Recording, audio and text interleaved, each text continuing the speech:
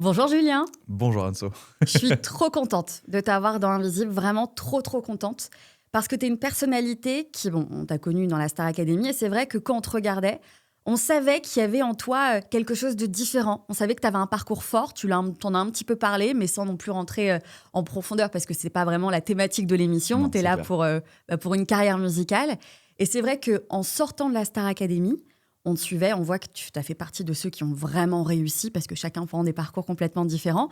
Et là, tu as commencé à te dévoiler petit à petit, à raconter un petit peu ton parcours, à raconter les obstacles que tu as vécus, etc., etc. Et là, moi, je me suis dit, il me le faut ici. Il me le faut ici parce que j'ai beaucoup de choses à lui dire. Il a beaucoup de choses à me dire. Et donc, c'est pour ça que je suis trop heureuse de te recevoir dans Invisible. Voilà. Eh ben, un plaisir partagé de ouf parce que je trouve ça cool de pouvoir développer sur ce sujet-là sans trop de contraintes et en disant bon, voilà, où est-ce qu'on va, on a envie de parler de son vécu, du tien, de voir comment est-ce qu'on a réussi nous aussi à sortir un peu de ça. Donc je suis très content, vraiment. Et donc, j'ai commencé c'est pas que j'ai commencé, c'est que j'ai regardé toutes tes interviews, tout ce que je pouvais regarder, j'ai écouté tout ce que je pouvais écouter.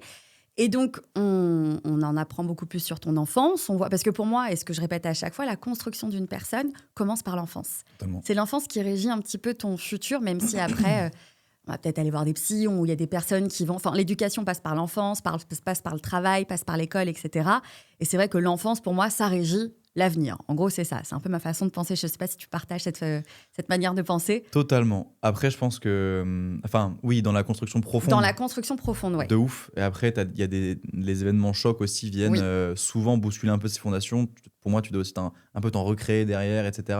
Mais ouais, je pense aussi que l'enfance, moi, ça a été un truc cool dans le sens où il y a des trucs qui étaient vraiment nazes dans l'enfance et d'autres où j'ai quand même reçu beaucoup d'amour. Et vraiment, quoi. Et de l'amour qui a parfois été mal donné ou mal placé, ou, etc. Mais de l'amour quand même qui était vraiment sincère. Et je pense que c'est ce qui peut différencier quelqu'un aussi qui va vouloir faire le bien et quelqu'un qui va peut-être penser un peu plus égoïstement ou avoir un truc un peu destructeur autant vers soi que vers les autres. C'est que tu peux avoir une vie terrible et plein d'événements super difficiles. Pour moi, si tu as vraiment connu l'amour jeune dans ta vie et pendant assez longtemps, tu vas vouloir aller le chercher, ce truc-là. Je suis d'accord avec toi. Je suis vraiment d'accord. Et il peut être mal donné, mais tant que tu as de l'amour, De je ouf. trouve que ça... Et toi, l'amour, on en parlera plus tard, mais c'est une thématique qui t'a aussi sauvé. C'est un aspect de ta Ouais. vie qui t'a sauvé dans plein de moments de ta vie. Grave. Et ça, je trouve ça très fort. Donc, quand tu étais jeune, tu bégayais. Mm. Et en fait, en apprenant ça, moi, je fais un lien, et je ne sais pas si c'est le cas ou pas, je ne suis pas du tout spécialiste, mais je fais un lien entre le bégaiement et l'anxiété. Je ne sais pas si c'est un rapport, si c'est 100%. pour ça. 100%. Bah, le bégaiement peut ne pas venir de l'anxiété, Oui. mais dans tous les cas, il est amplifié et il fait naître vraiment de l'anxiété parce que c'est logique de ouf en vrai. Tu sais, tu veux parler à quelqu'un et tu peux pas. Et du coup, on se moque de toi, donc ça crée un cercle vicieux qui fait que Ouais. dès que tu as envie de parler, tu te dis j'ai peut-être bégayé un peu, tu vois. Donc non, c'est sûr que ça crée l'anxiété, ça la développe, ça l'amplifie. Et quand tu chantes, par contre, tu bégayes pas. Pas du tout. Non, Et non. tu sais l'expliquer, ça ou... Je crois que c'est lié au fait que c'est pas la même zone dans le cerveau qui est responsable c'est presque plus la zone de l'écoute, je crois, qui est D'accord. responsable du chant aussi. Ok. L'oreille et le larynx et le fait de chanter, c'est extrêmement corrélé, vraiment. Généralement, même, j'ai commencé à chanter en reproduisant juste des sons que j'entendais, tu vois. Mais après, même, j'ai commencé à chanter avant que je bégaye. C'est-à-dire, j'ai commencé à chanter un peu en même temps que je parlais. Du coup, les deux canaux se sont faits très parallèlement, mais en même temps. Du coup, pour moi, c'était presque deux trucs différents, de chanter et de parler. Comment t'as su que tu chantais? Je Comment tu découvres que tu chantes? sais pas trop m'en souvenir parce que j'ai toujours chanté. Après, il y a un moment donné où on était en école primaire et on allait souvent voir les gens en EHPAD. Ouais. Je crois qu'à l'époque, ça n'avait pas le même nom, mais bref, on allait voir les vieux globalement et on parlait vachement avec eux, machin, on faisait des lotos avec eux. Et là, on avait préparé un concours de chant. Moi, j'étais malade le jour où les choix avaient été répartis, donc j'avais eu soit c'était Champs-Élysées, je crois, Ok. pas de SCH, hein, Ouais. c'était pas sorti.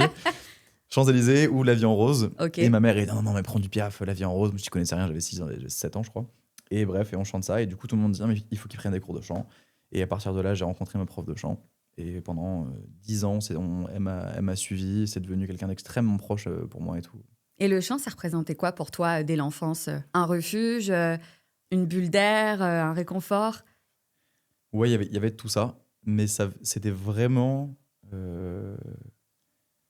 J'ai envie de dire naturel, dans le sens où c'était genre si je faisais rien, je chantais. Même en faisant un truc, je chantais. Je sais pas comment dire. C'est pas vraiment un truc qui est venu en mode ah, ça, j'aime trop ça, je vais faire. Tu vois, D'accord, ouais, c'est d'accord. c'était. C'est pas je vais faire de la guitare demain ou je vais me mettre Ouais, voilà, au c'était handball, seulement quoi. venu très jeune et du coup très naturellement.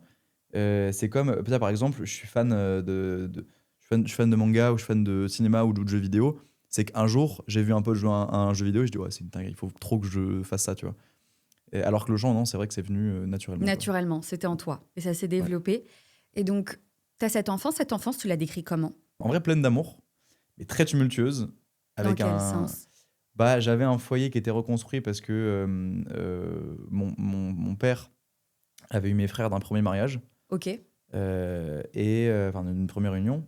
Et du coup, et ça se passait, c'était un peu compliqué à la maison entre mes frères, ma mère, même leur mère à eux, etc. C'était hyper compliqué. Et puis aussi, c'était un foyer qui était dur quand même, dans le sens où j'avais un père militaire et une maman qui a un caractère bien trempé, on va dire. d'accord. Ah, ok, Et du je coup, vois. il y avait énormément d'amour, mais il y avait aussi beaucoup de discipline, parfois qui servait pas à grand chose, parce que c'était vraiment le truc de je veux être tellement certain que tu feras pas de conneries que je vais un peu te brimer pour faire pas de brimer, mais je sais pas si tu vois ce que je veux Oui, dire. si, je vois totalement. C'est L'armée. l'armée, Ouais. littéralement, Non, vraiment l'armée, quoi. les codes Les de codes de l'armée. l'armée. Mais ma mère, du coup, le faisait aussi, tu vois. Il y avait D'accord. vraiment un truc de non, faut que vous soyez des gens de caractère, des gens disciplinés et des gens, voilà. Et donc, forcément, ça crée beaucoup de tensions et beaucoup de trucs comme ça. Mais en même temps, je sais que je suis très reconnaissant de cette éducation-là parce qu'aujourd'hui, quand je veux avoir une vraie discipline, ce qui n'est pas toujours facile parce que tu le sais, mais dans les périodes de santé mentale où Oui, tu es dans le down, être très discipliné, c'est ce qu'il faut faire. C'est tellement dur à faire. t'as pas envie. Tellement dur T'as à pas faire. d'énergie, comme t'as envie de rien, du coup, tu te motives à rien et en fait, tu fais rien. Ah, de fou. C'est Moi, un peu ça. je sais pas si tu as vécu ça, mais dans les périodes où vraiment ça va pas bien, en fait, Oui. ton cerveau, il te dit même plus de t'alimenter. Non. T'as pas envie de manger, t'as pas envie de voir Ouais. des gens, t'as pas envie.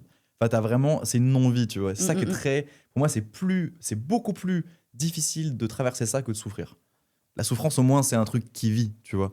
Le fait de pas vivre pendant une longue période de temps, c'est pour moi, c'est ça aussi qui amène les gens vers le. En fait, j'ai pas envie de mourir, mais j'ai plus envie de vivre En parce fait, que il y a c'est plus ça, de vivre, sens. tu vois. Ouais. Ouais. Ouais, c'est vrai. La perte de sens, c'est un vrai truc. Et dans ce foyer, ton papa était le socle? Ouais. C'est lui qui tenait un peu la maison? C'était. En vrai, non, ce serait quand même mentir de dire ça parce que ma mère a vraiment. Enfin, tu sais, c'était pas genre la mère effacée et le papa patriarche, tu vois. Ouais, C'était vraiment un couple super uni, super. Enfin, ils faisaient tout complémentaire. ensemble. Il y avait pas de ouf, il y avait pas de. Et pour le coup, mon père avait plein de défauts, mais c'était vraiment pas quelqu'un de misogyne, ce qui pour l'époque Ça, c'est bien. était cool, tu vois. Parce que c'était rare. Enfin, moi, je voyais plein de potes. Enfin, le daron parlait mal à la mère, machin et tout. Mm. J'étais en mode, ah, c'est chaud. Et moi, même à l'époque, quand je voyais ça, j'étais en mode, waouh, c'est une dinguerie quand même de faire ça, monsieur. Mais ouais, c'était quand même un couple très uni. Mais il y avait un truc avec mon père qui était, tu sais, quand t'es un petit garçon et on est trois garçons, et une fille, mais c'est la dernière, ton père, il est militaire, il est parachutiste, il est combattant, il s'arrête jamais de faire des trucs, il part en OPEX, machin, en armée, l'OPEX, c'est quand tu Oui. pars dans un autre pays, voilà. Donc, tu sais, il y avait un truc vraiment de waouh, notre papa, quoi, tu vois. Donc, ouais, c'était un peu le pilier quand même. Et puis, je le fais chronologiquement au début. Et voilà, à 14 ans, tu avais 14 ans. Mm, Quand ton papa s'en va, ouais, il décède d'un cancer. c'est ça. Et là, chez toi, tout s'écroule Ouais, de ouf. intérieurement. Ouais, ouais. Enfin, je pense dans tous les aspects de ta vie, parce que perdre aussi jeune un de tes piliers de ta vie, c'est jamais évident, c'est Mm, même cruel et injuste. Et là, il va falloir que tu vives cette douleur à ta manière, parce qu'en fait, il n'y a pas de clé. Quand tu as 14 ans, c'est pas normal de perdre un être aussi cher. Enfin, non, et non, c'est pas vrai du tout. que autour de moi, je ne sais pas si toi, tu as eu ça, enfin, tu l'as peut-être vécu, mais les personnes que je connais, c'est qui ont perdu très tôt, soit un papa, soit une maman. À un moment de leur vie, il y a eu un virage où ils ont pété un câble, en fait. C'est ouf. C'est qu'en fait, t'es en colère, c'est ce que tu as ressenti. Mm, T'es en colère et t'as plus de repères et t'es en colère de pas avoir ce repère-là et t'es en colère contre la vie, contre plein de choses. Et c'est vrai que toi, tu l'as dit, ce mot colère, c'est ce que tu ressentais vraiment. Ouais, j'étais super en colère en vrai. Euh, Bah, en fait, cette période-là, elle est super chelou parce que il y a eu un côté, en fait, ce ras-le-bol de. Parce que moi, avant ça, j'avais toujours été un très bon élève, toujours été un bon fils. Enfin, j'essayais vraiment de, tu vois, que ça se passe bien pour tout le monde, etc., de ramener des bonnes notes. Mais tu vois, je faisais ça pour mes parents. Parce qu'en vrai, quand t'es petit, tu fais tout pour tes parents. Tu vois, tout ce que tu veux, c'est les rendre fiers, même inconsciemment. Tu vois, enfin, rien n'a plus d'influence pour toi que tes parents. Oui. Et du coup, bah, quand tu le perds, là, il y a une vraie perte de sens, mais qui est énorme. Parce que du coup, moi, je me suis vraiment dit, qu'est-ce que je fous à l'école? Qu'est-ce que, qu'est-ce que je vais respecter des règles, machin. Tu sais, il y avait un truc de, pour moi, plus rien n'avait de sens, donc autant te foutre en l'air, tu vois. Donc, ouais, j'étais super en colère. Euh, je me suis mis, tu sais, c'est con, mais tu te mets à répondre aux profs, tu te mets à plus faire les devoirs, tu te mets à, tu vois, à l'école, du coup. Bon, par contre, il y a eu un côté, un penchant presque positif à ça, de me dire, socialement, parce que moi, socialement, à la base, c'est une catastrophe, C'est vraiment. Ouais. Ouais, une Genre catastrophe. timide. Mais même pas timide, juste pas du tout adapté, genre vraiment. Mais comment ça? Mais combien de fois des potes à moi m'ont dit, franchement, faut vraiment que tu ailles faire des tests d'autisme tu vois, C'est de trucs vrai? neuroatypiques parce que t'es une galère, mec, tu comprends rien, je comprends jamais rien, quoi. Mais c'est quoi? C'est que t'es en décalage un Ouais, peu de avec ouf. les gens? Mais dans quel sens? Je comprends pas ce qu'ils me disent. Je vais avoir, je suis hyper premier degré. Genre, mais c'était vraiment, tu pouvais presque me dire, putain, alors demain le ciel il sera mauve. Et j'allais vraiment y croire, tu vois. Genre, D'accord. c'était, je sais pas, sur tout et sur rien. Pas aligné avec les autres Pas humains, aligné, quoi. mais pas Ok. du tout, pas du tout. Ce genre de gosse, tu vois, qui lisait un bouquin dans la cour d'école et qui avait des réactions comme si matait un film, tu vois, genre, je sais pas comment dire. En fait, mais c'était mignon, tu vois. T'étais dans ton monde à toi, en Ouais, fait. à Ouais. à mort, vraiment. Ouais, ok. Et un temps de réaction, c'est bref. Mais on a bien rigolé, tu vois. Mais bon, maintenant, voilà, ça, t'apprends aussi, mais j'ai appris très code, hein, les codes sociaux et tout, à vraiment être. Je faisais jamais rien qui faisait mal aux gens, tu vois, mais j'étais juste Ok. pas du tout avec les gens, quoi. Ouais. Donc ouais, bref, du coup, période très très colérique, machin. Et pour la première fois, je me mets à vraiment me bagarrer, etc. Et de bon cœur, tu vois. J'étais vraiment en mode. En fait, tu cherches un coupable. Mm. Parce qu'évidemment, il n'y en a pas, tu vois. Faut juste apprendre à vivre avec. Mais à ce moment-là, quand tu as 14 ans, tout ce que tu cherches, c'est des réponses que tu pourras jamais avoir. Donc ça te met en colère, etc. Et est-ce que t'as eu un psy à ce moment-là? T'es allé voir un psy ou pas du tout? Ouais, j'ai essayé d'en voir plein.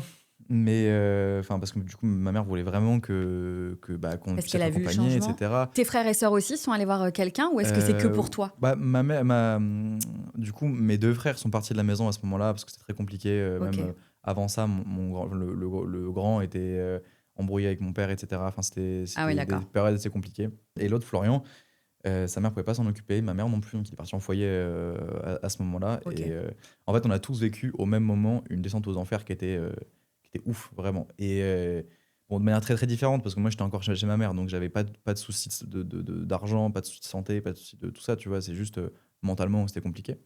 Et les relations aussi avec ma mère qui se sont beaucoup brisées à ce moment-là. Entre ta mère et Ouais, toi? ouais, de ouf. Tu C'est sais devenu. pourquoi? Bah, je perdais un père, mais elle perdait un mari. Donc, elle perdait l'homme de sa vie. Donc, forcément, tu pars en vrille aussi. Parce qu'en plus, elle voulait vraiment jouer le rôle, entre guillemets, des deux parents. Tu vois, être présente pour tout le monde. Enfin, tu vois, et du coup, il y a un moment donné, elle aussi, elle a pété un câble. Elle aussi, elle est partie dans un truc de colère contre le monde. Et j'ai souvent été la pignata de sa colère, tu vois. Genre, Ok. le truc de. Ouais, c'est vraiment beau en plus. Bah, elle aussi, elle cherchait un coupable. Elle voulait inconsciemment que je sois l'homme de la maison et que je fasse tout ce que mon père faisait. Mais à 14 ans, c'était pas possible, C'est tu pas vois. possible. Donc je pouvais faire de mon mieux, tu vois. J'essayais de faire même tout ce que mes frères et mon père faisaient, de le faire moi. Donc le bois, enfin monter le bois l'hiver, parce que j'étais en campagne. Passer la tondeuse, m'occuper de la piscine l'été, m'occuper du ménage avec elle, machin. Essayer de tout faire pour que ça se passe bien.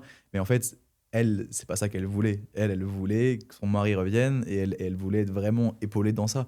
Moi, j'étais trop jeune pour porter ce poids-là sur mes épaules. Donc, elle était très, très en colère tout le temps aussi contre moi. Donc, ça a un peu niqué notre relation pendant des années. Et ça, tu t'en rendais compte quand tu étais jeune? Tu savais que là, elle vivait son deuil à sa manière ou tu étais en colère parce qu'elle était en colère aussi et du coup, tu n'arrivais pas à comprendre parce que tu savais que tu avais cette charge. Consciemment, même pas Ouais, inconsciemment, ouais, tu savais que consciemment, tu faisais comme ton papa. ouais, totalement. Et ben, en fait, au début, je me suis dit que ça allait être dur aussi pour elle, etc. Mais en fait, il y a un moment donné où l'égoïsme a pris le dessus Ouais. de mon côté. Et j'étais tellement en colère de ce que je subissais au quotidien. Parce que du coup, même vu que j'étais en colère, bah, je me coupais de mes amis parce qu'eux aussi, ils voulaient pas être avec un mec qui se bagarrait pratiquement tous les jours, tu vois. Euh, Chaque interaction devenait un conflit. Enfin, chaque interaction avec un autre homme avec un autre garçon devenait un conflit. Avec un garçon? De ouf. Ouais, ouais, ouais. J'ai eu la haine des hommes pendant longtemps, ouais. C'est fou. Vraiment de ouf. J'avais pas de potes mecs, que des potes meufs pratiquement. J'avais un pote mec, deux potes mecs peut-être. Pourquoi les hommes? Parce que en fait, Déjà, ceux qui voulaient se comporter comme mon père, j'avais envie de les éclater instantanément. Ok. Je détestais ça. Ceux qui voulaient me mettre la pitié sur moi, ça me rendait dingue aussi. Je déteste ce sentiment de on te met la pitié dessus. Je déteste ça. L'empathie, j'adore. C'est extrêmement important d'essayer de se mettre à la place de l'autre. Mais je suis pas ton petit. Tu vois, Ouais, d'accord. je suis pas ton petit ni ton chiot ni ton. Tu vois, je sais m'en sortir. Et c'est vraiment devenu un mantra de truc de des fois à en être buté, en être un peu con, tu vois. Mais c'est vraiment devenu un mantra dans non, je peux m'en sortir moi tout seul, tu vois. Et bref. Et donc, ouais, tout. Et même la haine des hommes de me dire, moi j'avais plein de potes meufs et j'ai été élevé du coup finalement par des femmes parce que mon père est décédé, il y avait plus mes frères à la maison. Ouais, il y avait ta sœur. Et ma sœur et ma mère, je faisais du chant, de l'équitation, j'étais en L après au lycée, j'étais entouré que de nanas, Team tu vois. L. Ouais, Que je vois de- ah ouais. très bien. Non, il y avait que des meufs dans la Que des classe. meufs, Ouais, ouais, non, que des oui, meufs, on oui. était 3 gars, je crois. Ouais, ouais. Et du coup, elle me racontait aussi le récit de leur galère avec les gars, machin, etc. Et moi, du coup, qui était déjà un peu vu que je me bagarrais, bah, j'avais pas me bagarrer avec des meufs, je me bagarrais avec des hommes, tu vois.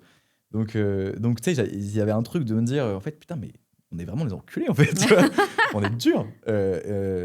Donc, bref, mais ça participait à ce côté de colère un peu D'accord. généralisé. Et donc, tu es allé voir plusieurs psys parce que un, ça n'allait pas, puis un autre, ça n'allait pas Ça n'est jamais forcément. allé. J'ai Ouais, en jamais fait, pu tu suivre n'étais une pas du thérapie. tout en. Quand tu n'y arrives pas, tu n'y arrives pas. De toute façon, il ne faut pas se forcer. Mais je sais qu'il y en a qui ne sont pas compatibles avec cette manière de procéder et tu l'étais pas à ce moment-là, en tout cas. Exactement, moi je voulais pas. En fait, même, tu vois, cette haine de la pitié m'a amené à prendre toute tentative de qu'on m'aide comme de la pitié en mode Ah ouais, d'accord. vas-y, lève ta main, qu'est-ce que tu fais? Mm. Pourquoi tu me prends pour un faible en fait? Je C'est me ça le truc. construis seule et laisse-moi tranquille. Ouais. Ok. Et donc, ce que tu disais aussi quand j'ai écouté tes interviews, c'est que donc jusqu'à tes 18 ans, tu as fait comme un deuil silencieux dans le sens où tu gérais ton deuil, où tu te gérais, t'es parti un petit peu en live à ta manière. En fait, tu voulais frapper tous les hommes, mais pour le coup, c'était plutôt, voilà, ça allait. Et à 18 ans, c'est à Rennes que tu pars, c'est ça? Là, c'était à Bordeaux, Rennes, C'était ça à va plus tard. Ok. Mais à 18 ans, ça va pas. C'est ta première dépression. Ouais, de ouf. Bah en fait, la première fois, en tout cas, que je végète vraiment, ouais. La première fois où j'arrête un peu de vivre entre guillemets quoi. Et comment tu l'expliques? Comment c'est arrivé? Bah c'est la première fois que je parle de la maison, que je te pars pardon de la maison. Et et je fais des cauchemars tous les soirs de la mort de mon père. En fait, je me suis pris parce qu'il s'est passé énormément de choses pendant 2 3 ans en fait après la mort de mon père. Il s'est passé vraiment beaucoup de choses qui m'ont fait plein d'événements traumatiques qui étaient vraiment compliqués à digérer. Et c'est comme, tu sais, c'est comme quand il y a un événement trop traumatique, tu le fous dans un côté de ton cerveau Oui. et tu l'oublies complètement et ça ressort généralement des années plus tard. Bah, c'est exactement ça. J'ai arrêté de mettre des coups dans ce micro. C'est exactement ça. Et du coup, ouais, je me reprends. En fait, je me rends compte que j'ai perdu la relation avec ma maman. J'ai plus qu'une mère à ce moment-là. J'ai plus de maman. Vraiment, on est plus proches comme on a pu l'être avant. Alors qu'on était très très proches quand j'étais petit. J'ai plus non plus de père ni de papa, quoi. Et je me suis vraiment. C'est la première fois que je me pose la question qui je suis. Je me suis jamais trop posé la question avant. Et du coup, je me retrouve confronté à un grand vide. Et je me dis, je sais pas. Et je sais pas. Et je me suis construit sur de la peine et de la colère et de la douleur. Et je veux aspirer au bien, mais j'ai l'impression d'avoir le cœur cramé déjà alors que j'ai 18 ans.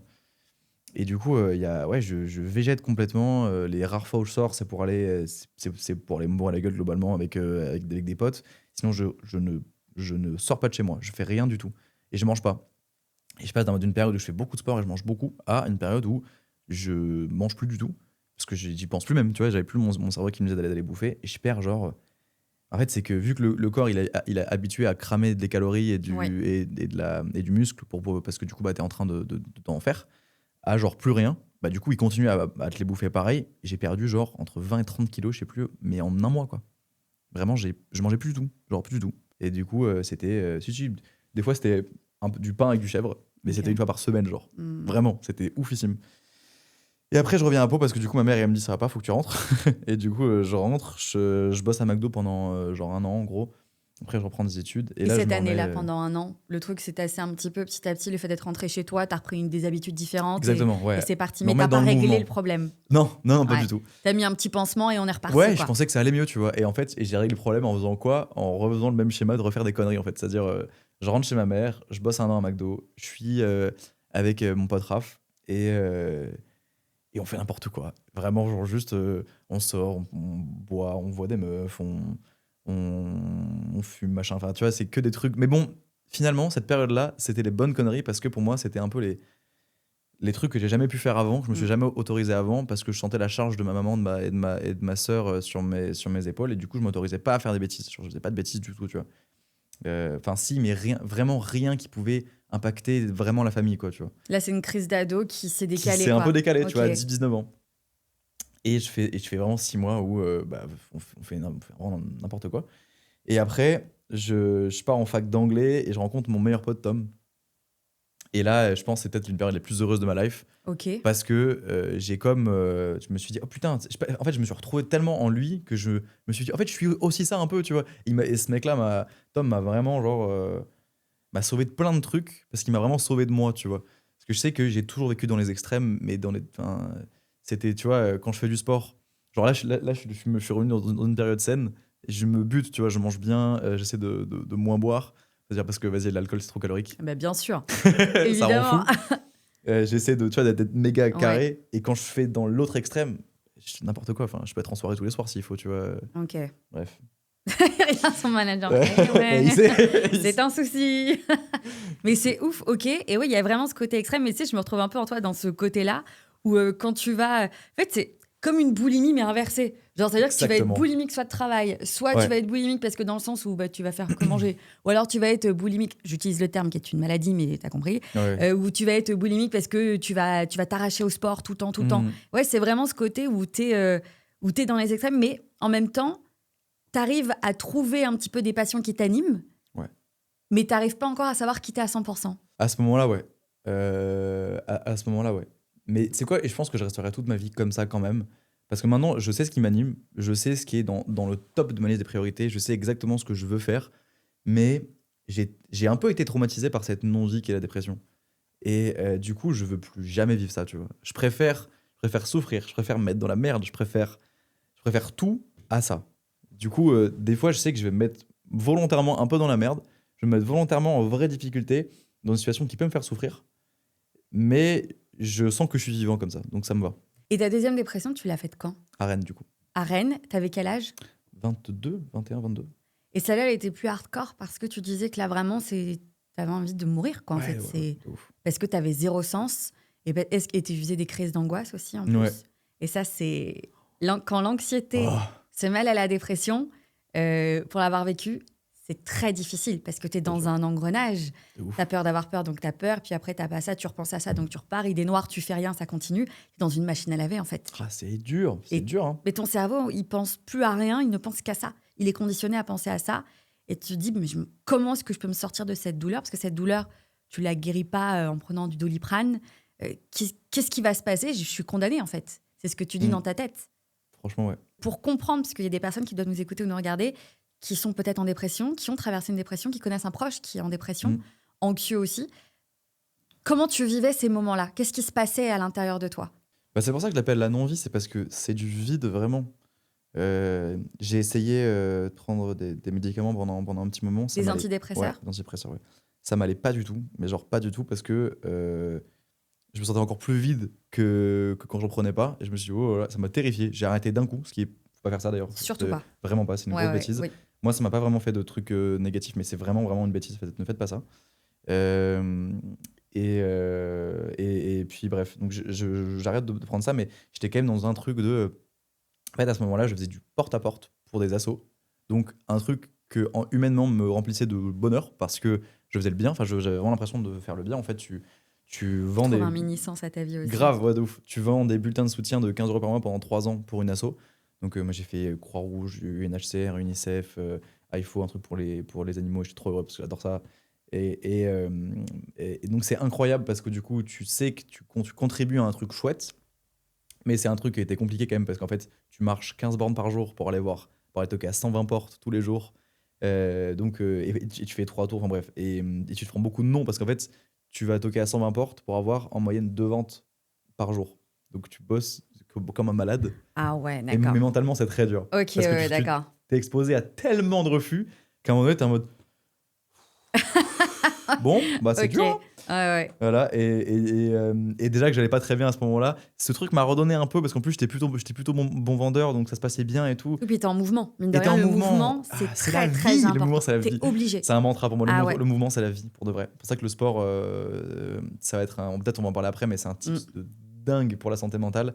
Que ce soit hormonalement ou juste en termes de mouvement, de discipline, de se forcer à faire quelque chose qui n'est que bon pour toi. C'est de la dopamine. Totalement. En fait, c'est une hormone qui est hyper importante pour ton corps. Enfin, c'est essentiel.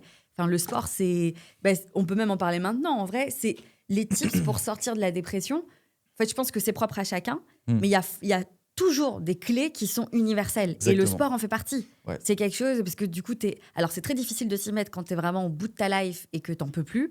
Mais moi, je sais qu'au début, quand j'avais fait une anxiété sévère, il y a 2 ans, pareil, tout s'est écroulé, machin, d'un coup.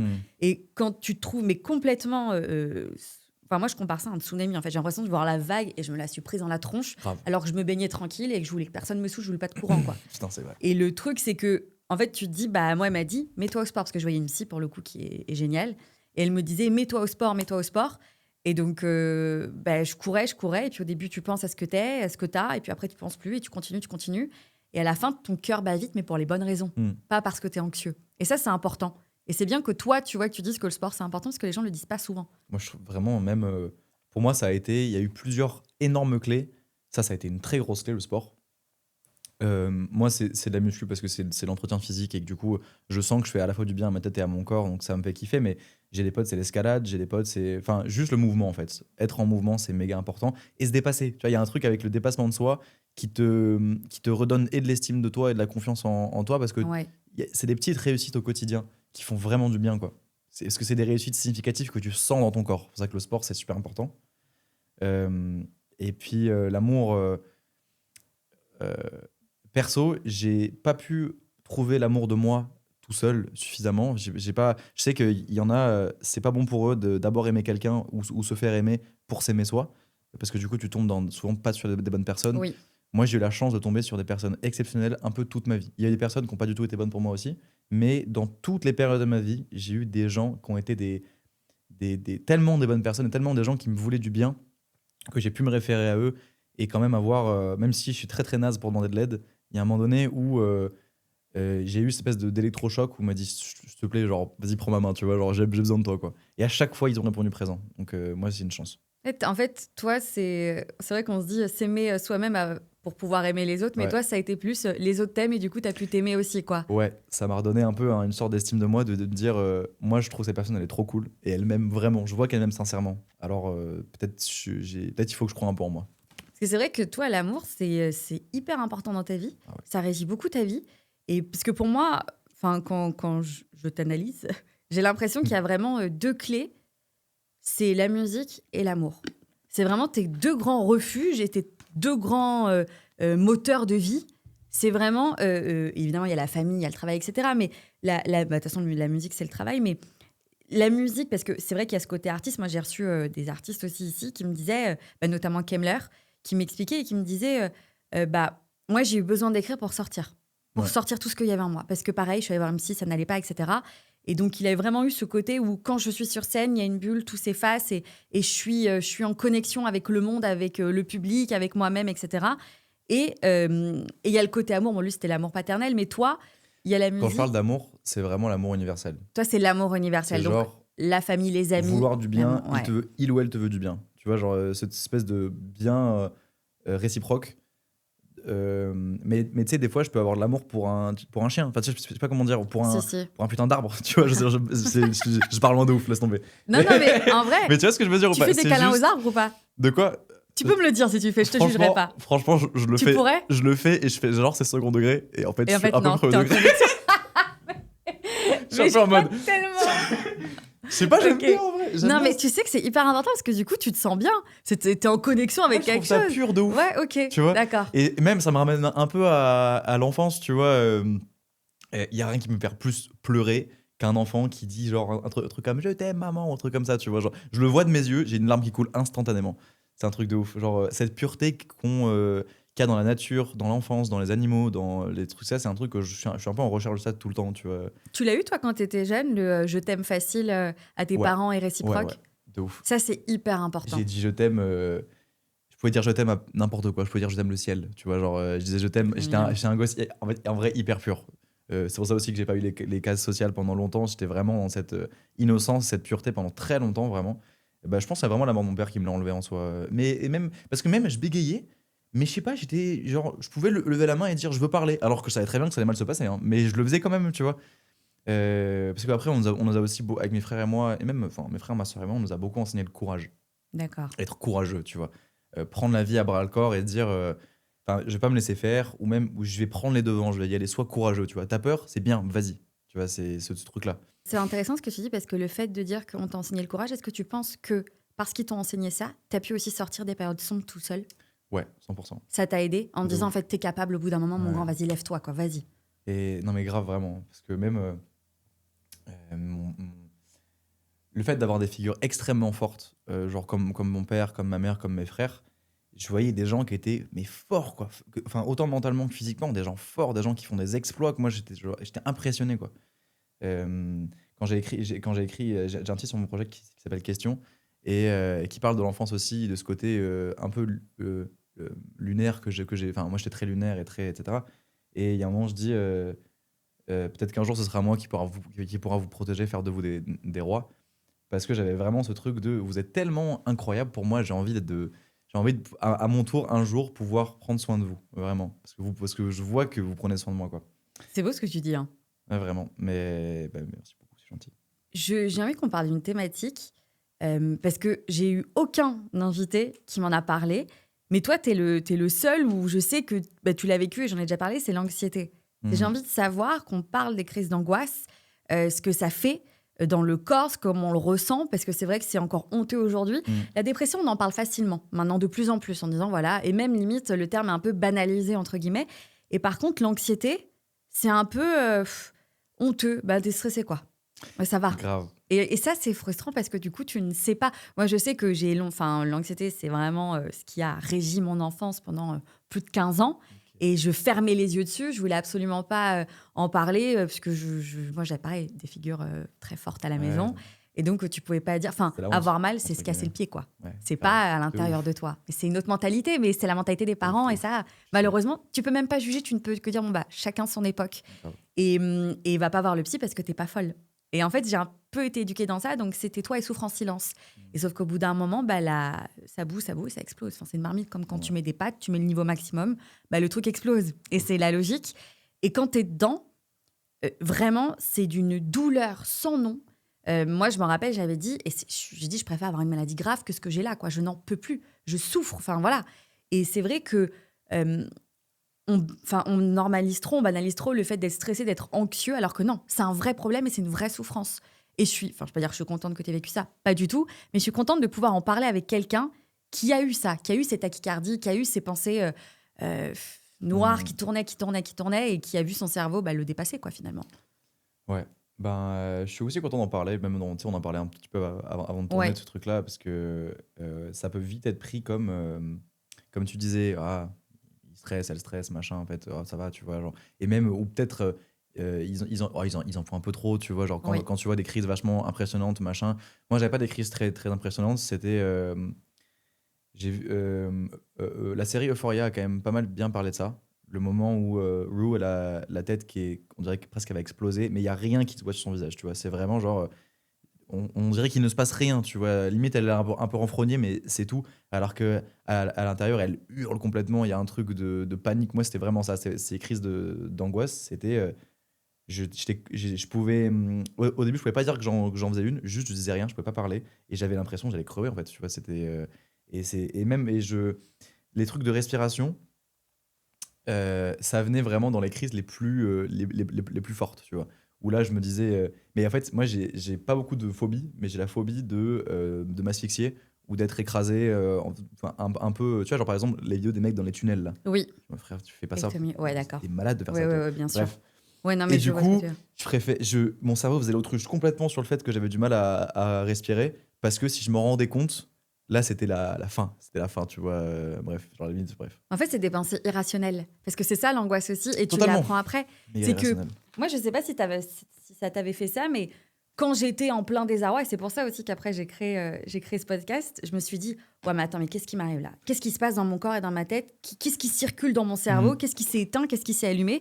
Et en fait, tu fais des recherches, et il y a vraiment un truc surpuissant, et il y a un système nerveux à rééduquer. En fait, ton système nerveux, il est complètement à l'ouest, Ouais. il part dans tous les sens, et quand tu le comprends, tu dis, ok, t'es pas folle.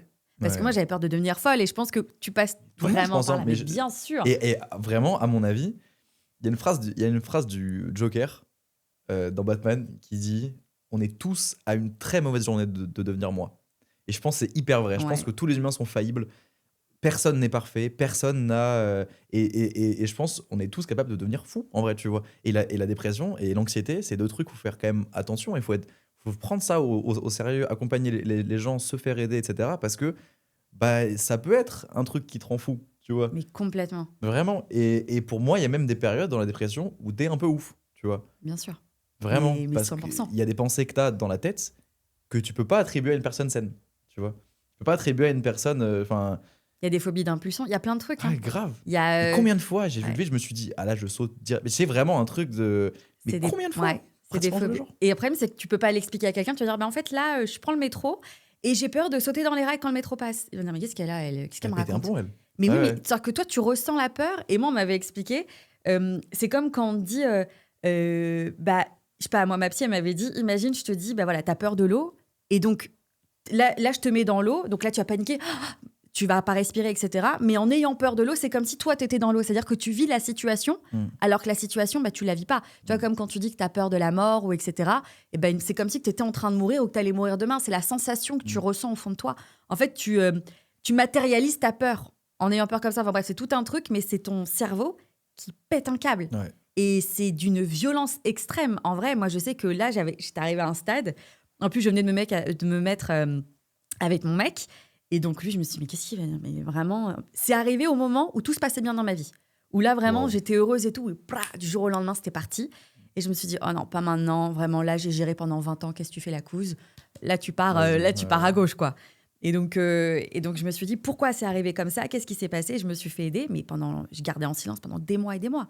Alors qu'à l'intérieur, j'avais envie d'hurler. Ouais, C'est mais en plus, dur. toi, du coup, ça t'est arrivé à un moment donné où t'avais déjà une carrière. Ah bien, j'étais à la radio, ouais. Tu vois, t'avais déjà plein de réussites, plein de trucs qui passaient super bien. T'étais dans ton milieu respecté, machin. Enfin, tu vois, il y a un truc. Moi, ça m'est arrivé à une période où, pour l'instant, on n'attendait rien de moi. Mm. Tu vois, il y avait que moi et ma vie. Tu vois, genre, je m'en sortais, je m'en sortais pas. Finalement, il y avait personne qui était impacté à part moi. Tu vois, et ma mère, parce que c'est ma mère. Mais genre, toi, t'avais vraiment des responsabilités, des gens qui comptaient sur toi, des gens qui t'ont habitué aussi. Je pense voir que t'es quelqu'un qui était habitué à se montrer forte. Ouais, t'es obligé. En plus, Ouais. t'as évolué dans un milieu principalement masculin pendant quand même longtemps. Avec le foot et tout. Ouais, en Ouais, fait, de ouf. moi, j'ai toujours traîné avec des mecs, tout le temps. Vraiment, tout le temps, tout le temps. J'étais un garçon manqué. J'étais Je ramenais la balle de foot à la cour de récré. Donc, vraiment, ce délire-là.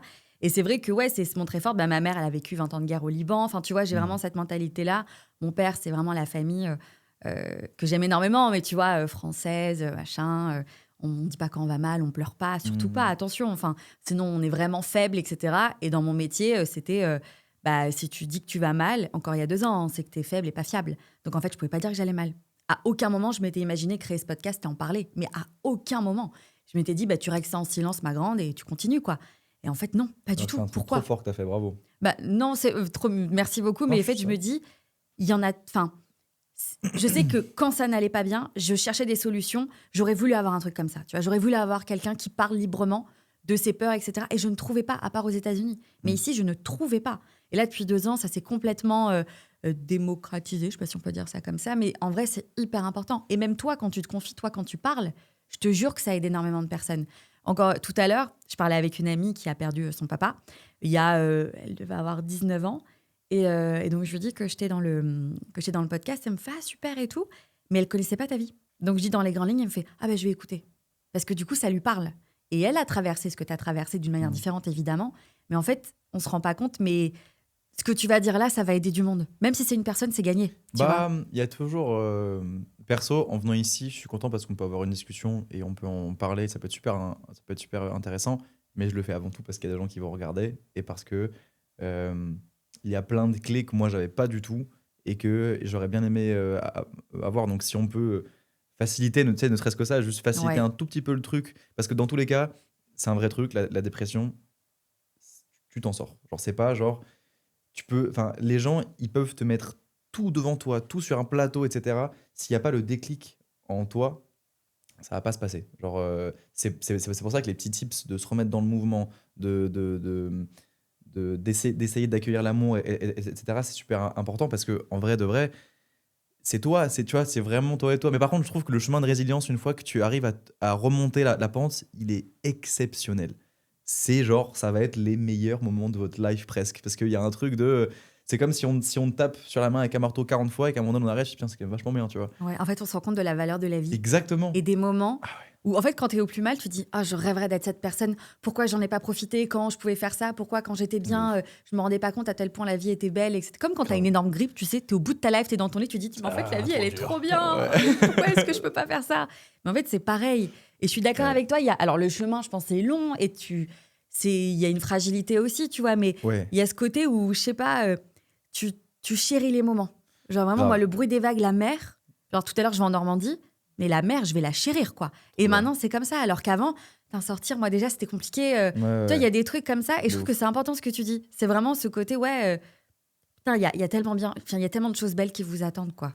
Tellement. Je suis devenu, je pense, tu dois sûrement relate avec ça, mais je suis devenu accro à la vie. Ouais. À tous les trucs. C'est pour ça que je préfère maintenant souffrir et préfère, tu vois, genre, être dans les extrêmes du bonheur, dans les extrêmes de ça fait mal, etc. Je m'en tape, je vis. Tu vois, genre, et je prends tout ce qu'il y a à prendre dans cette vie. Que ce soit les trucs moins bons, les trucs super, les trucs bof, mais au moins ils existent, donc je les prends quand même, tu vois. Genre, c'est. Je veux plus avoir peur de profiter de la vie, je veux plus avoir peur de me restreindre sur des trucs, tu vois. Et même là, tout à l'heure, je disais, c'est vous qui pouvez vous en sortir. Oui, c'est vrai, mais je voulais pas dire, genre, ne vous faites pas aider. Ça veut pas dire ça. Ça veut juste dire que tout part de vous. Vous prenez les choses, mais tout part de vous, vraiment. Genre, vous êtes l'hôte de la vie. Tu vois, genre, vous la regardez, vous la vivez, mais elle est aussi en vous, tu vois. Je trouve ça vraiment bien ce que tu dis. J'espère que ça a du sens parce que j'espère. Si, Ouais, parce que, ok. mais en fait, moi, c'est ce que ma psy me disait aussi. Elle m'a dit, en fait, c'est en toi. Grave. En fait, moi, je suis pas dans toi. Donc, il faut que tu comprennes, il faut que tu arrives à comprendre que tu auras la force, toi, de le faire et que moi, je vais t'aider, mais c'est pas moi qui suis dans toi. Donc, en fait, il va falloir aussi. C'est horrible quand on est au plus mal, mais faire des efforts.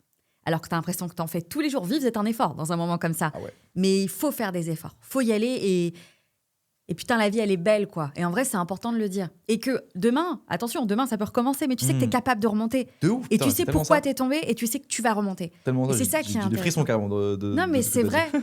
dit. Enfin, je trouve que c'est. Parce c'est ça la peur quand tu as des moments très graves, très importants d'anxiété et de dépression, c'est que tu dis putain, en fait, ça va recommencer, donc j'ai peur que ça recommence. Tu le disais, j'ai pas envie que ça recommence, du coup, je vis à 100%. Mais tu sais que si ça recommence, tu as les clés pour t'en De sortir. ouf. Et ça, c'est important. Ouais, c'est pas genre je veux plus que ça arrive donc j'ai peur. En vrai, c'est pas de la peur. C'est je veux pas y retourner. Mais je sais pas, Flemme, en tu vois ce que je fait. veux dire? Ouais, juste flemme, tu Ouais. vois. Flemme et la vie, c'est incroyable. Surtout que, enfin, moi, j'ai eu ma plus grosse période de dépression et après, et un an après, je suis à la Starac. Donc, tu vois, il y a un truc de genre, moi, quand je sors de là, et après, genre, je passe de j'arrête de crever tous les jours à je suis en tournée avec mes potes dans toute la France. On fait tous les zéniths de France plusieurs fois. Je construis mon projet, je rencontre mon équipe, et en plus, je travaille avec mes amis. Enfin, incroyable, tu vois. Mais après, quand je dis que enfin, quand tu remontes la La pente, porte. bah finalement, moi, je suis peut-être pas un bon exemple parce que ça a été quand même assez spectaculaire. Toi, t'as fait l'Everest, toi, d'un coup. Ouais, ouais, de ouf. C'est que je suis Ouais, mais passé c'est de un au plus exemple bas au positif, plus tu haut d'un vois. coup, tu vois. Ouais, mais c'est que tout est possible. En fait, Ouais, tout est ouais. possible. Est-ce que parfois, quand t'étais sur scène ou quand t'étais en tournée, tu dis putain, il y a un an, j'étais dans mon pieu, Tous j'avais les envie jours de de ma vie, crever. tous C'est les vrai. jours, tous les jours, je me disais ça. Vraiment tous les jours. J'étais en mode, c'est ouf ce qui m'arrive. Tous les jours, je pleurais sur scène, de joie, de bonheur, vraiment. Quand je partageais des moments, après, j'ai pas ce de pleurer là, tu vois. Mm. Je partageais des moments avec mes potes, je revoyais ma mère, et je me souviens que la première fois où je me suis dit, ça y est, j'ai retrouvé une maman. Ah, les larmes de suite, vraiment. C'est à quel moment? C'était. Je me l'étais déjà dit avant, mais en gros, le père de mon meilleur ami décède, pas de Tom. Le père de Tom décède. Et je me remets là, parce qu'en fait, pendant quelques années, pendant des années, on s'est pas parlé avec ma mère D'accord. à cause justement de ce qui passait pendant l'adolescence, tout ça. Et donc, Alain décède, et je me dis, putain, mais j'ai déjà plus de père, je vais aussi plus parler à ma mère pendant combien de temps, tu vois. Ça devient gênant l'histoire, il faut quand même reparler à maman. Et à ce moment-là, ça a commencé à repartir. Et je me le suis vraiment dit quand la première fois que j'ai revu après la Starac, où j'ai vu que j'ai revu la fierté dans ses yeux, etc. Oui, soit c'était lié à une émission de télé, mais je le revoyais quand même, je le revivais quand même, cet vrai amour maternel, Tu cette savais qu'elle vraie disait c'est mon relation. fils, quoi. Ouais, et qu'il y Ouais. avait de la fierté à dire c'est mon fils, tu vois, genre c'est mon enfant, etc. Et moi je me dis c'est ma maman, tu vois, j'étais trop content de repartager ça, être heureux avec ma famille et tout. Elle était contente que tu fasses la Starac. Ah oui, bah ouais, attends. Bah, elle savait aussi par quoi je passais, hein. Et puis elle m'a vu rentrer chiffonné parce que je me suis battu. Elle m'a vu passer de l'enfant modèle à plus rien écouter d'un coup, à partir en vrille totalement. Elle m'a vu enfin, beaucoup fumer, beaucoup, beaucoup boire, beaucoup faire des conneries, etc. Donc, et elle m'a vu plus avoir d'oseille du tout. On se parle plus pendant des années tu vois. Parce que tu as vécu dans une voiture aussi. Même non, j'ai pas de voiture, hein, j'étais dehors. Ah, t'étais pas dans une voiture? Ah T'étais non, dehors? j'étais dehors. Mais bon, mais en vrai, ça, c'était. Tu sais que moi, c'est vraiment un truc. Alors, le seul truc là-dedans qui était vraiment naze, c'est que quand t'as froid et t'as faim et que tu peux rien y faire, ah, ça, c'est à chier, vraiment. Bah, tu m'étonnes. Ça, vraiment. Bah, quand même. Ouais, mais moi, si tu veux, ça a duré genre quelques semaines, tu vois. Donc, Ouais. il y a eu un truc de. C'était chiant. J'ai pas du tout aimé avoir faim, j'aurais plus jamais faim de ma vie, je te l'assure. Mais je sais pas pourquoi. En fait, je sortais tellement. En fait, là, j'étais encore vraiment en grosse dépression, hein. Mais je sentais un truc, je vivais. Donc des fois, tu sais, je sentais la faim, je vis le truc. C'est trop bizarre, je te jure. Mais tu vivais les émotions, tu vivais le moment, tu vivais le ressenti, Au quoi. moins, je vivais un truc. Ouais. C'était ça, ce truc de. Donc c'est Tu pour ça que. ressentais quelque chose, même si c'était négatif, tu Au le moins, je ressentais. ressentais. Ouais, ouais, de ouf. Et après, il y a eu d'autres bas, etc. Même quand, même quand on m'a hébergé et que du coup, là, j'avais un toit sur la tête et je mangeais, tu vois. Donc, dans ma tête, je te jure, je l'ai même pas si mal vécu que ça. C'est ouf, hein. Mais bon, Et parce que t'avais vécu pire avant. Enfin, t'avais j'avais ressenti ressenti pire. pire en tout cas avant, ouais. Et du coup, pour toi, c'était bon, bah, c'est une épreuve de plus. C'est une galère, mais au moins, voilà, je le vis, c'est comme ça. Et puis, on voit au jour le jour. Grave, grave. Mais ce que je trouve dingue, c'est que nous, quand on te voit en tant que téléspectatrice ou quoi, Mm. on te voit arriver au château, on est loin d'imaginer qu'il y a encore quelques mois, t'es au fond du seau, quoi. Ouais, grave. Parce que ça, tu le montres pas. En fait, t'as cette personnalité où... Moi, je me souviens, parce qu'on faisait un truc, moi j'adore la Starac, vraiment un truc que je kiffe. J'ai un peu moins regardé la dernière saison, mais ta saison, je l'avais regardée puisque mon meilleur pote, fan de la Starac, vraiment fan absolu, sa petite sœur aussi, enfin bref, la totale. Trop mignon. Et en fait, il me disait, viens, on regarde le premier prime ensemble, on note. Je fais quoi? Il me dit, on arrive, on note les gens, on donne nos avis. Et tu passes sur scène, je m'en souviendrai toujours, tu passes sur scène, et on était chez moi avec mon meilleur pote, et je vois, il me dit, putain, lui, il a une force en lui. Il a un truc, il y a un truc qui sort et tout. Je fais, ah ouais, comme ça. Et en fait, c'est vrai que t'émanes quelque chose, on voit que t'as quelque chose, on voit qu'il se passe quelque chose. Et même quand on suit ton aventure, sans rentrer dans les détails, on n'est pas là pour parler de la Starac, mais il y a ce moment où je sais que t'es en colère contre toi-même parce que lors d'une audition, tu chantes pas la chanson, Ouais. enfin, t'oublies les paroles alors que c'est une chanson qui rend hommage à Pour ma ton famille, père. ouais. Et du coup, tu dis, je suis pas à la hauteur. Et en fait, ça me fait penser à toi plus jeune, quand tu voulais être parfait pour tes parents. Je trouve que c'est un parallèle qui Totalement. Mais ça, ça je remonte. je l'ai gardé. J'essaie de le déconstruire. Par exemple, je parle jamais des choses qui fâchent en interview, même dans mes sons et tout. Finalement, là, je fais le bilan de mon premier album et je suis en mode, je l'ai même pas fait pour moi cet album presque. Alors que c'est mon premier album, j'ai l'impression en fait, j'ai parlé que de mes galères, mais de celles d'avant, comme si je les avais dépassées et comme si j'étais devenu un homme parfait. Tu vois, en fait, cette Hmm. quête de l'homme parfait, elle m'a jamais quitté. Et là, je suis seulement en train de m'en faire un peu maintenant là. Tu vois, de dire. Je sais que j'ai des défauts, je sais que je pars en couille des fois, je sais que. Je vais me mettre à beaucoup plus en en parler dans mes textes et dans mes chansons parce que j'ai vraiment envie de. Je me suis plus senti aidé, moi, en écoutant la musique des gars qui galéraient que des gars qui avaient réussi. Tu vois, genre. Bien sûr. Parce que les gars qui réussissent, ça t'angoisse aussi à un moment donné. Tu dis, mais en fait, moi, je suis pas comme ça. Je suis Grave. pas 100% heureux, je suis pas 100% machin. Grave. Et donc, c'est bien d'écouter des gens qui galèrent. Ouais. Et c'est bien que tu l'exprimes aussi, parce que pour moi, c'est aussi une thérapie et d'écrire. Mais d'écrire Ah ouais. vraiment ce que tu ressens. Grave. Pas d'écrire ce que tu veux que les autres entendent de toi. En ce moment, j'écris tous les jours. Mais c'est très bien. Je te jure, le truc que ça me fait de me dire. Tu sais, j'ai quand même l'impression même de m'être un peu fourvoyé avant, tu vois. Mais en même temps, j'étais vraiment dans une période dorée. Quand j'ai écrit le projet, tout allait bien. Tu vois, genre, je venais de finir la tournée Starac. Je construisais mon équipe brique par brique et on galérait, mais on était ensemble et c'était incroyable et tout. Mais c'était trop bien, tu vois. Donc, moi, quand j'écris ça, j'avais envie de dire aux gens que la vie c'était trop bien, Hmm. tu vois. Donc, je m'en veux pas d'avoir Non, écrit c'était un ton projet qui émotion était à ce méga moment-là. positif, tu Ouais. vois. En fait, Et... t'étais heureux et t'as envie de parler du positif. T'étais pas là à vouloir parler des galères, etc. Parce que c'était pas le moment de ta vie où il fallait le faire. Et en fait, c'est chaque moment de ta vie est là pour une raison. Et là, peut-être qu'avec de la maturité, du recul, t'as une expérience professionnelle et personnelle qui est encore plus importante parce que tu vieillis. Enfin, t'es Grave. jeune, hein, mais tu vieillis, tu deviens encore plus mature. Ouais, c'est ça. Et en vrai, t'as un recul sur la vie. Et là, t'as envie de l'exprimer d'une manière différente. Et c'est le moment. Et c'est Grave. ça qui est intéressant en vrai. Parce que c'est con, mais tu vois, j'ai jamais parlé d'anxiété dans mes textes. Alors que putain, Tu fais un son sur on l'anxiété, en je a te fait. jure que je le mets partout.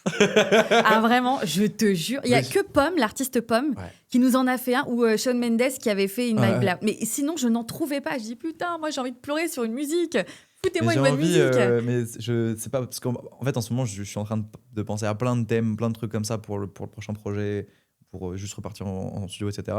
Et justement, vu que là, je suis un peu en mode, tu sais quoi, on va un peu creuser les trucs qui fâchent un peu plus, tu vois. Et donc, je parle de plein de choses, de ma peur de l'échec, enfin bref. J'ai commencé à écrire sur plein de trucs et je pense probablement écrire sur l'anxiété parce que, S'il te plaît, oui. ouais, Au je nom sais de pas. nous, Mais les mais anxieux. je veux le faire d'un bon, Vraiment. en fait, je veux le faire d'un Ouais. bon angle, tu vois. Je sais pas si je veux le faire de l'angle de presque un mode d'emploi, tu vois. Genre, ça pourrait être marrant, donc, mais ce serait quand même très premier degré. Je sais pas si je le fais en mode un peu plus ressentir, tu vois, mettre en image, mettre en musique le ressenti de ce qui Ça, se c'est passe. bien. Ça, je trouve que c'est bien. Ça pourrait être cool, tu vois. Ouais. Mais il y a plein d'axes super, super intéressants et j'ai envie d'avoir celui qui me correspond le mieux, tu vois, d'arriver à genre comment moi je l'ai vécu et d'arriver à ce que les gens puissent palper ce truc-là, tu vois. La santé mentale, quand un homme en parle, est-ce que c'est différent Ah, je sais aujourd'hui? Est-ce pas, que c'est putain. plus... parce que c'est vrai qu'on dit souvent que quand un homme parle de santé mentale, c'est plus tabou. Alors que quand une femme parle de santé mentale, c'est plus simple. Il y a encore ce côté un Je peu crois que ça a masculin. changé quand même. Non, tu penses pas? Je sais pas, je trouve que c'est pas encore à Ah ouais? 100%. Ouais. Ça, je me rends pas compte, je dois être trop entouré, je crois. Non, mais tu es dans une génération aussi Ouais. qui est différente. Je pense la génération au-dessus, à aucun moment, moi, en tout cas, si je me réfère au papa ou à mes grands-oncles, ou etc., personne va dire, bah là, ouais, je suis un peu anxieux. Ah, bah là, je suis un peu Ah stressée. oui, Ah, c'est bah là. vrai. Là, non, c'est super, tout va bien. Oui, oui, ça va. Enfin, tu vois, et il y a c'est horrible cette comparaison, mais quand tu regardes, Ah, t'as c'est raison. horrible, attention où je veux aller, hein, mais quand tu regardes les enterrements, moi, j'observe souvent dans des moments comme ça, Hmm. je les regarde comme ça, et parce que ça m'aide à oublier, et je me dis, ouais, ils pleurent pas, quoi. Les gens Mm. ne pleurent pas. Comment c'est possible? Enfin, des gens proches, et notamment Mm. des hommes, les femmes en plus, voilà. Mais là, je me dis, waouh, comment tu dois tellement mais bouffer en toi pour garder toutes ces C'est larmes. vrai. C'est dur, tu vois. Donc moi, c'était ce côté, en fait, le fait que toi, en tant qu'homme, tu parles de santé mentale, je trouve ça très cool. Et je te jure que c'est différent. Mais tu vois, je me rends compte d'un truc. Je suis un gros hypocrite. Parce que j'en parle volontier. Mais quand je le vis, je crois que j'en parle quand même pas, tu vois. Mais parce que ça t'aide à ne pas... Le fait de pas en parler, est-ce que ça Je t'aide? sais pas. Si, j'en parle à ma chérie quand même. Genre, Ok, il y a des moments où. ça Mais c'est c'est bien. la seule, tu vois. C'est la seule parce qu'il y a. Tu vois, genre, on se met dans le lit et j'aurais pu ne pas parler de toute la journée. Et genre, juste, elle se met contre moi. Et je veux dire, je crois que je vais pas trop bien là. Ça va pas trop, tu vois. Mais c'est le seul truc, tu vois. Si Mika, quand même, Mika, mon manager, parce qu'en fait, des fois, il n'y a pas le choix. Parce que, tu sais, genre, Là, je suis pas au je veux top. lui expliquer pourquoi est-ce Ouais. que je peux pas faire 16 heures par jour, là, tu Mm. vois. Et je peux pas, tu vois. Donc, je me dis, oh, frérot, ça va pas, ça me fait chier et tout. Mais t'as même pas besoin de détailler. Pourquoi tu dis juste? Non, Et non. c'est apprendre à le dire. Tu vois, moi, pareil, mon mec, alors avant, je lui disais jamais rien. Et là, quand je sentais que j'avais 2-3 jours où c'était un peu plus complexe, niveau anxiété, je lui dis, là, c'est dur. Hmm. Et c'est tout. Et il va faire ça, je fais, ouais, ouais. Et je développerai pas plus, mais je l'ai dit. Pour moi, c'est bon, Ok. je l'ai dit. Il prend l'énergie. Mais Et puis en voilà. plus, quand tu vois les gens qui vivent avec nous, et qui peut-être en subissent un peu moins, etc., bah, ils doivent aussi apprendre, eux, à ce que c'est de vivre avec quelqu'un d'anxieux, qui est sujet à des dépressions, Oui. qui est sujet Oui. à des grosses périodes de down, tu vois. Et c'est dur aussi pour eux, en vrai. C'est difficile parce que du coup, tu peux avoir l'impression d'être avec quelqu'un d'instable. Mm. Et en fait, il faut juste apprendre, nous, à comprendre comment on fonctionne, parce que chacun fonctionne assez différemment, et les tips, comme on disait, assez universels, mais chacun fonctionne différemment. Et en même temps, il faut apprendre à l'autre, que l'autre soit assez ouvert et veuille aussi t'accompagner là-dedans, à dire, bon, bah, quand je suis comme ça, bah, peut-être évite de dire des trucs comme ça, Mm. ou etc. Promis, je vais faire aussi des efforts de mon côté pour pas te laisser toi sur le côté et penser qu'à ma peine ou penser qu'à à mon angoisse, mais il faut que tu mettes de ton côté. Tu vois, Ouais. et c'est constamment des recalibrages. Je sais que maintenant, genre, avec ma chérie, on est méga accordé sur le fait de quand elle est pas bien, je le sais en un quart de seconde, elle a pas besoin de me parler. Et quand je suis pas bien, c'est pareil de son Mm. côté, tu vois.